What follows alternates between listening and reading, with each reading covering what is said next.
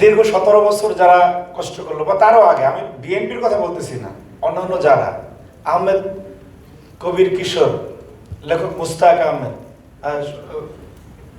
এই যে digital security act arrest হয়েছিল তারেক ভাই, যে মারা গেল, যে জেলখানা থেকে যার লাশ বের করা হলো কাশিমপুর থেকে, হ্যাঁ এক্স্যাক্টলি মুস্তাক ভাই। এরকমের বিশ্ববিদ্যালয়ের শিক্ষক, নবম দশম শ্রেণী পড়া শিক্ষার্থী, রিক্সাওয়ালা, ঠেলাওয়ালা, এমন কোন শ্রেণী পেশার মানুষ নেই। 471 জন সাংবাদিকের আপনার চাকরি গেছে হাসিনার সময়।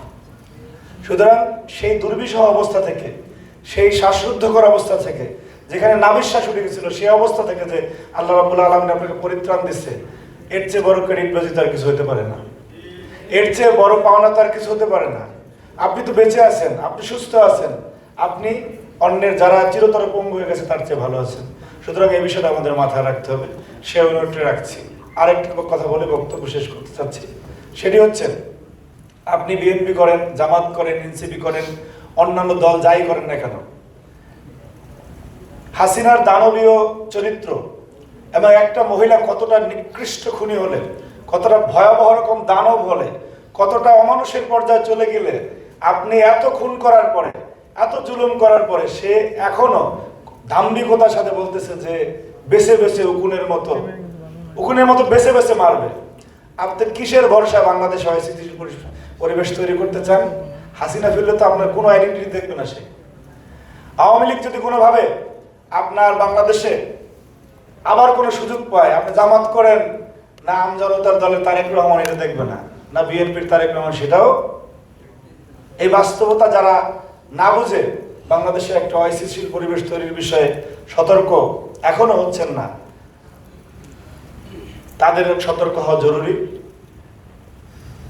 এবং আমরা যেই দল করি না কেন, আমি বক্তৃতার কবি সাহেব শুনেন, আমরা বক্তব্যের মঞ্চে অনেক বড় বড় কথা বলি, কিন্তু বাংলাদেশে এমন পরিস্থিতি রয়েছে যে যারা বিভিন্ন সময় বিভিন্ন বিদেশি প্রভু, বিদেশি তাবেদারদের, যারা আপনার এজেন্ডা বাস্তবায়নের জন্য চেষ্টা করে, সেই সমস্ত শক্তিগুলি এখনো প্রচন্ড রকম সক্রিয়।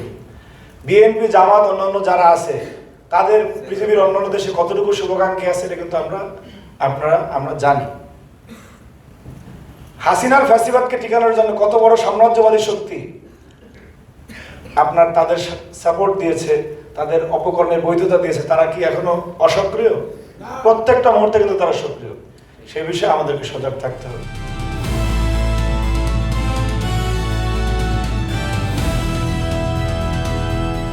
দিনাজপুর টিভি, মানুষের জীবনের কথা বলে।